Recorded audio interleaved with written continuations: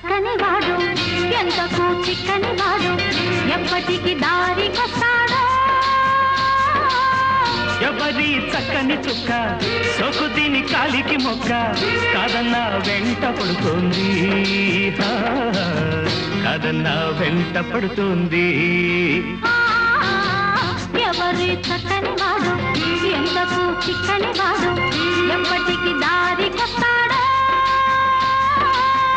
ఎవరి చక్కని చుక్క సోకు దీని కాలికి మొక్క కాదన్నా వెంట పడుతోంది కాదన్నా వెంట పడుతోంది